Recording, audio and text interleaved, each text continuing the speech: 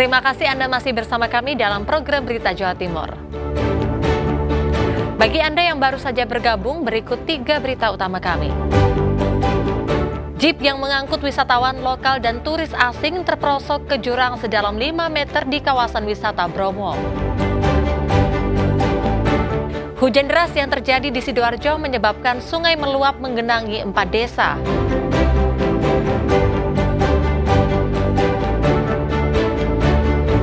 Tradisi manten tebu menandai dimulainya proses penggilingan tebu.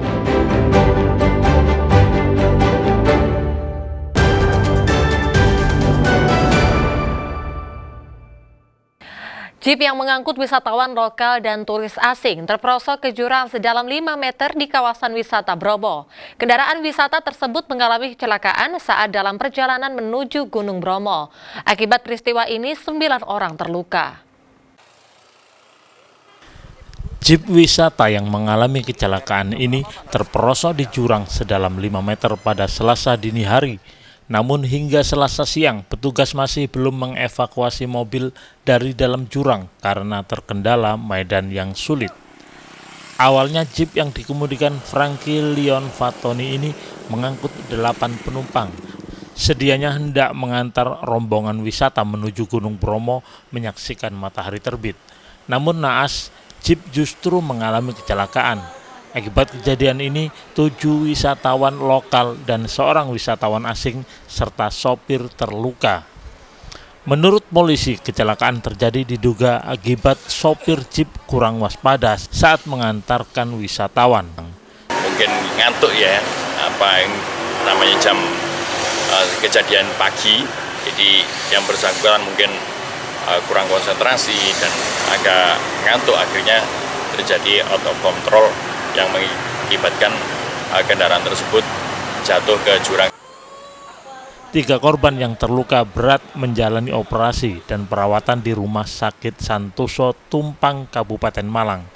Dari 8 korban, 6 diantaranya sudah diperbolehkan pulang dan menjalani rawat jalan. Nur Ramadan melaporkan dari Malang.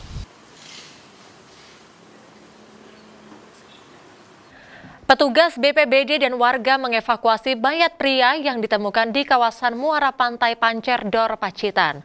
Korban diduga tewas tenggelam saat mencari ikan.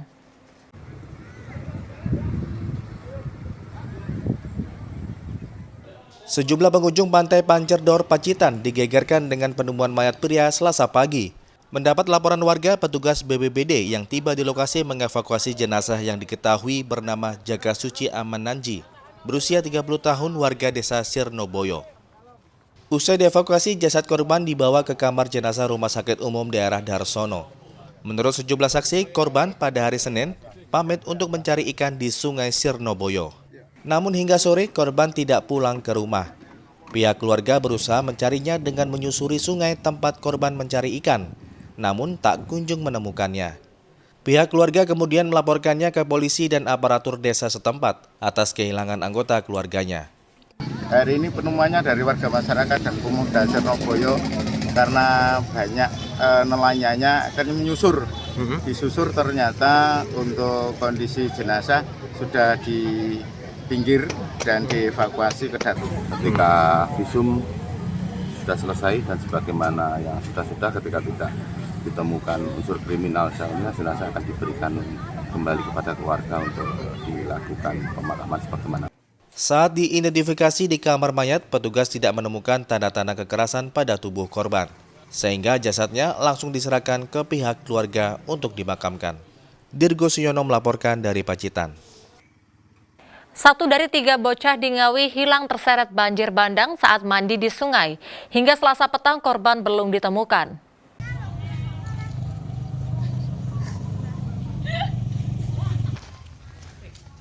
Warga desa Teguhan, Kecamatan Paron, Kabupaten Ngawi, geger dengan tenggelamnya bocah bernama Rifki Nur Hidayat, berusia 14 tahun akibat terseret arus banjir. Bocah itu tidak sempat diselamatkan warga. Sementara 3 temannya yang saat mandi bersama, Asraf Hairul Azam, 13 tahun, dan Dimas Subuh Pamungkas, 11 tahun, berhasil diselamatkan. Peristiwa bermula ketika ketiga bocah mandi di sungai. Tak disangka tiba-tiba banjir datang hingga mereka berteriak minta tolong. Warga di sekitar lokasi langsung memberikan pertolongan dan berhasil menyelamatkan 2 anak. Sementara Rifki hanyut terbawa air bah. Saya dengar arek tulung-tulung ya, bunyi tulung-tulung itu saya lari dari rumah, terus saya sampai ke sungai, terus tahu orang Kelly itu tadi, terus saya tulung, terus saya nyuruh, minggir, kalau pada nongolnya kok Rono paramu, terus dia mengikuti kata saya. Terus berapa anak waktu itu? Saya temukan cuma 1, itu masih cucu saya sendiri. Terus yang 2, yang 1 bisa entas sendiri. Menyelamatkan diri ya. Airnya dari atas itu biasanya sekolah dadaan. Banjir mendadak gitu. Yang 2 dapat diselamatkan, yang 1 sampai sekarang belum ditemukan. Oh, usia berapa Pak Rata? Kelas 1 SMP, yang 2, yang 1 kelas 4 SD. Yang belum ketemu di kelas berapa? Yang belum ketemu kelas 1 SMP. Itu banjir dari mana Pak ini? Dari atas, luapan? Luapan dari atas. Mungkin daerah Jogorogo, karena kan hujan deras. Polisi yang datang ke lokasi langsung meminta keterangan kedua korban selamat. Sementara petugas gabungan TNI Polri, BPBD dan relawan langsung melakukan pencarian. Dirgo Suyono melaporkan dari Ngawi. Hujan deras di Kabupaten Sidoarjo menyebabkan sungai meluap hingga air menggenangi 4 desa. Akibatnya ratusan rumah warga terendam banjir dengan ketinggian air mencapai 20 hingga 40 cm.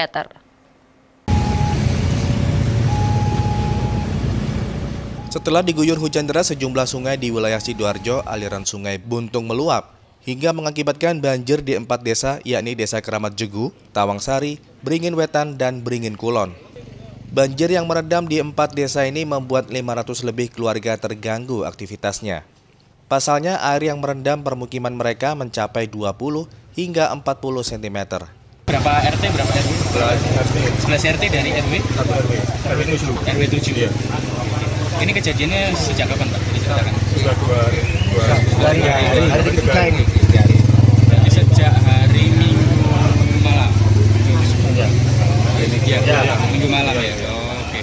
Nah, ini memang rutin tuh gimana Pak di sini Pak? Ya kalau hujan seperti ini. Oh gitu ya. Untuk mengatasi banjir, Bupati Sidoarjo Subandi akan mendatangkan pompa portable untuk menyedot genangan air, sekaligus mendirikan posko kesehatan. Kalau hari ini kalau kita lihat ya, sungai kita juga besar ya. Sungai kita juga lagi besar karena dari arah barat, karena Sidoarjo ini kan pembuangan air. Nah, antisipasi kita gimana caranya kalau sungai besar, ini air tidak masuk ke kampung-kampung. Ini yang kita antisipasi. Ya coba nanti kita mapping, kita sudah punya orang dari ITS. Hari ini yang kita kaji adalah bikin master plan dan gradasinya banjir.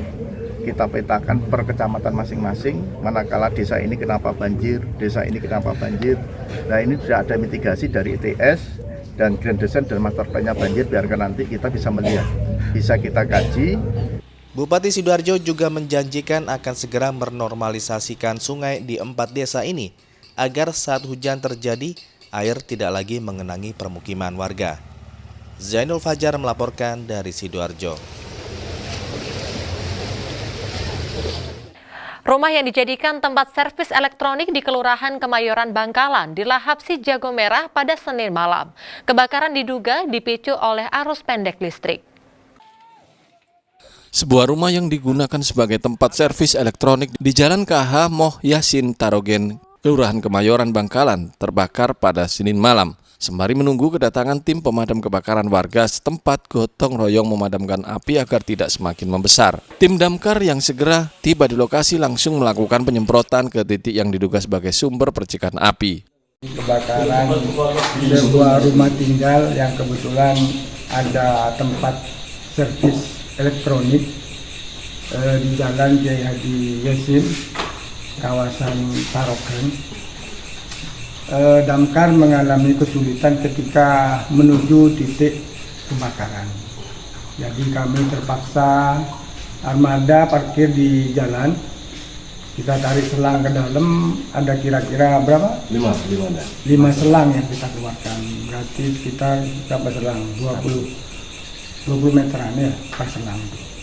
Kerugian di dalam rumah yang terbakar apa aja? Kemudian itu ditaksir ya puluhan juta, karena di situ ada kulkas, TV, servis gitu. Ada sepeda motor juga? Sepeda motor ada, cuman sepeda motor 2 itu. Proses pemadaman api berlangsung selama 30 menit. Penyebab kebakaran diduga berasal dari korsleting arus listrik yang memicu percikan api sehingga dengan cepat menyebar ke seluruh bagian rumah. Tidak ada korban jiwa dalam insiden tersebut, namun kerugian material ditaksir mencapai puluhan juta rupiah karena banyak barang elektronik yang terbakar. Nia Karunia melaporkan dari Bangkalan. Sebuah jembatan penghubung antar desa antar kecamatan di Kabupaten Pasuruan ambrol. Diduga pondasi penyangga jembatan terkikis akibat derasnya arus sungai. Debit sungai tinggi karena wilayah tersebut diguyur hujan deras dengan intensitas tinggi.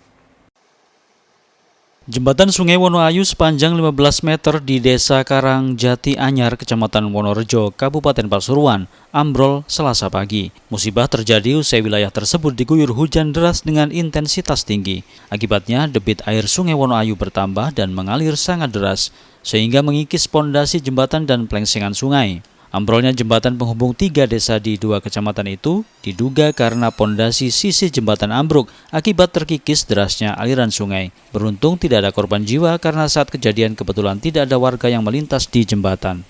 Ya, kronologis robohnya jembatan ini karena intensitas hujan yang lama, perkiraan kurang lebih mulai dari sore sampai jam 12 malam lah. Intensitas hujan dan debit air juga agak deras, akhirnya pondasi itu terkikis oleh air. Ambruknya itu perkiraan jam 5.30-an. Jadi ambruknya perlahan-lahan, nggak mau langsung. Untuk jembatan ini dibangun sejak 2014 yang lalu oleh pemerintah daerah dengan anggaran APBD. Kemudian kemarin ini karena hujan deras semalaman, jadi pagi-pagi jam 5.30 jembatan ini ambruk. Ya alhamdulillah tidak ada korban jiwa. Ini aksesnya kemana saja ini, Pak? Untuk jembatan ini akses menuju jalan raya. Jadi Desa Karangjati Anyar akses utama ke jalan raya melalui jembatan ini. Jadi sekarang tidak bisa dipakai secara total. Akibat ambrolnya jembatan, aktivitas warga Desa Karangjati terganggu karena harus berputar di jalan lain sejauh 7 km. Kini warga masih membangun jembatan darurat dari bambu yang diperuntukkan untuk para pejalan kaki dan sepeda angin. Dan Diari Gafur melaporkan dari Pasuruan. Harga tomat di sejumlah pasar tradisional di Kota Madiun melonjak tinggi. Akibatnya banyak pembeli terpaksa mengurangi stok belanja tomat. Diduga faktor cuaca buruk yang menyebabkan petani gagal panen. Hampir 1 pekan ini harga tomat di sejumlah pasar tradisional di Kota Madiun mengalami kenaikan. Saat ini harga tomat tembus Rp25.000 per kilogram, padahal sebelumnya harganya hanya Rp15.000 per kilogram. Kenaikan harga tomat ini sangat dirasakan pembeli, karena jika biasanya dalam sehari mampu membeli 1 kilogram, kini hanya membeli setengah kilogram saja.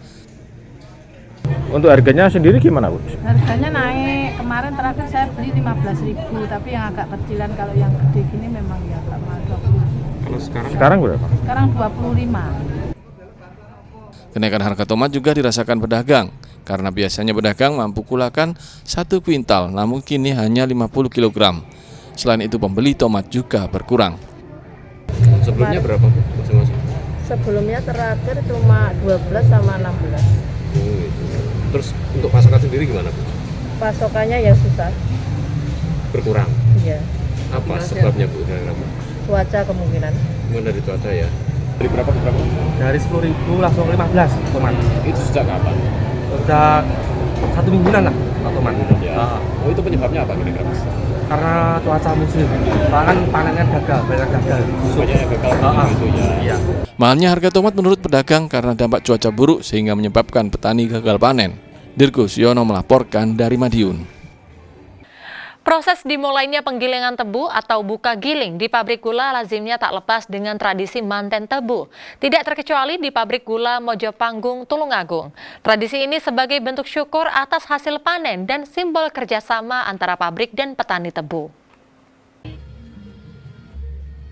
Menandai dimulainya musim giling tahun 2025, pihak pabrik gula Mojopanggung, Tulungagung menggelar tradisi manten tebu. Sepasang boneka dari tebu beras kukus yang dibentuk menyerupai sepasang pengantin menjadi bagian penting dari tradisi manten tebu. Tradisi ini diawali dengan kirap boneka pengantin dari perkampungan menuju ke dalam pabrik. Layaknya pengantin pada umumnya, kirap manten tebu juga diantar oleh puluhan pengiring, lengkap dengan aneka seserahan. Tak hanya itu, sejumlah batang pohon tebu juga ikut dalam rangkaian kirap.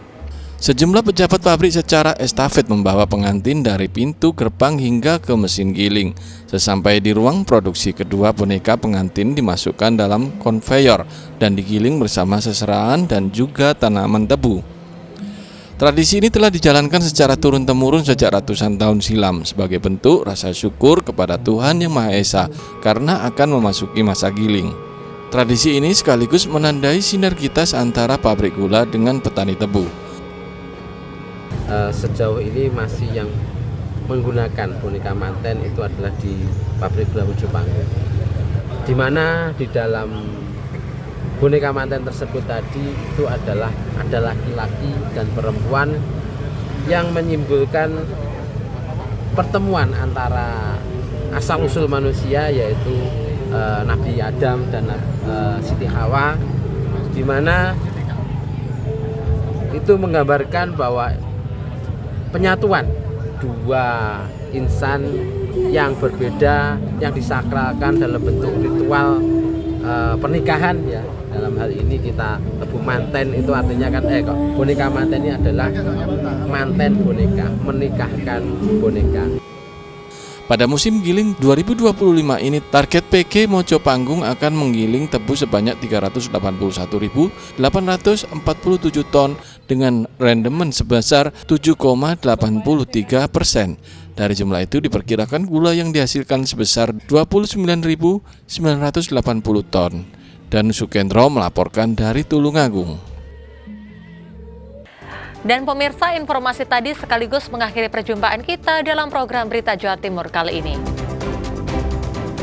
Atas nama seluruh kru yang bertugas, saya Reza Zafira mengucapkan terima kasih atas perhatian Anda dan sampai jumpa.